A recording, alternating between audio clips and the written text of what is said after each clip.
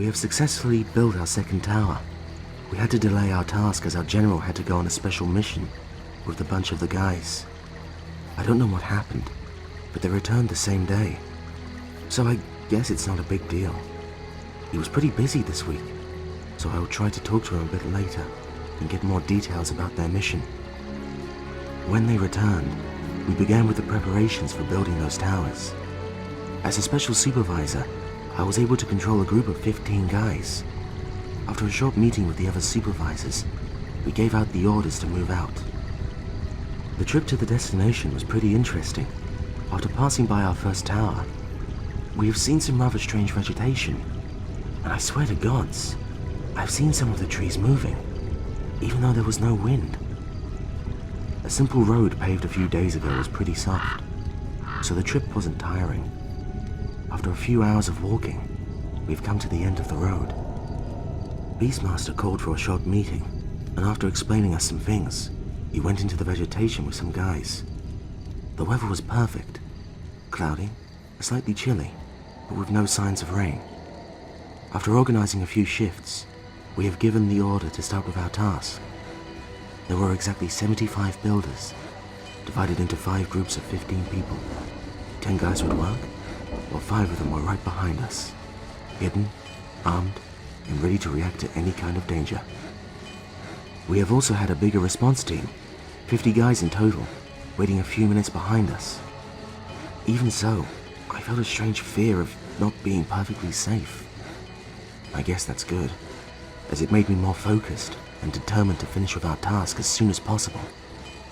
After building the fundamentals, we have switched the shifts and continued with our work. Guys were pretty cheerful, and Liz was mad at me for signing her in the Carry Resources group. Well, that's her punishment for beating my ass in our small training sessions. As the day was closing to its end, so was our task. Instead of working slower, the gaze upon our 15-meter unfinished tower was enough to keep our morale on the decent level. After the last brick was placed and the tools were packed, we just had to wait for the Beastmaster and his group. He told us not to wait for him after the moon hits its highest point. And I am here, writing my diary 30 minutes before the time runs out. We were all growing pretty worried, hoping that nothing has happened to them. We're ready for anything.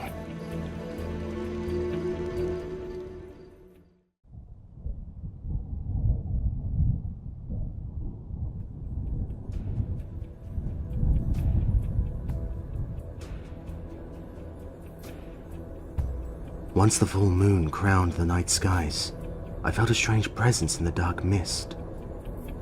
A moment later, we could hear a sinister and demonic whispering carried by the wind.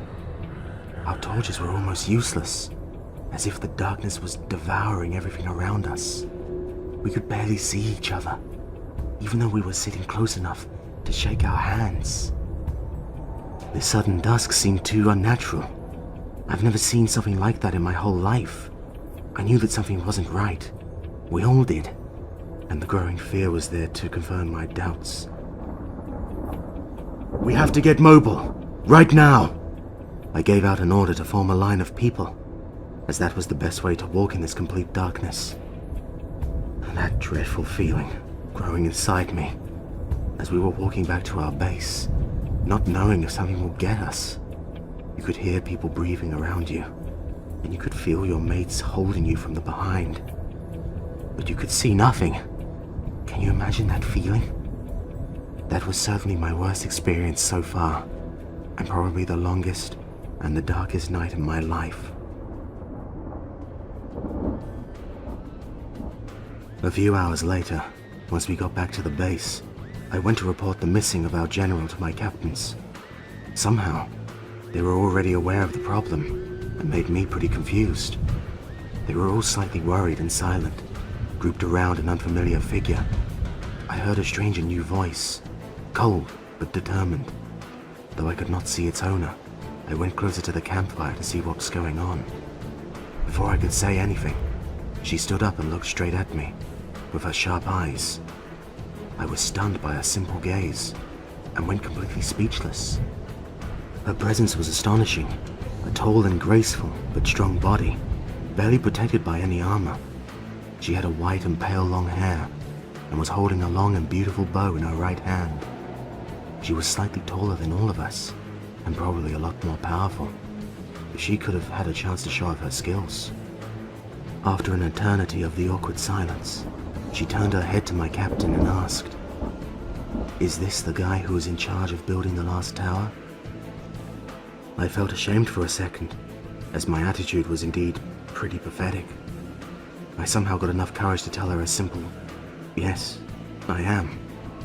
A second later, she was standing near me and told me so that only I could hear her words.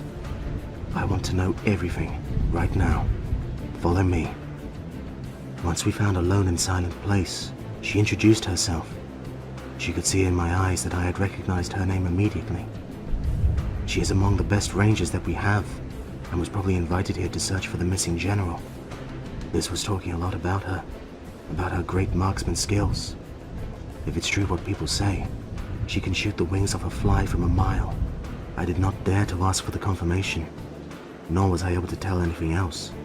After she gave me a brief moment to put my pieces together, I explained her everything.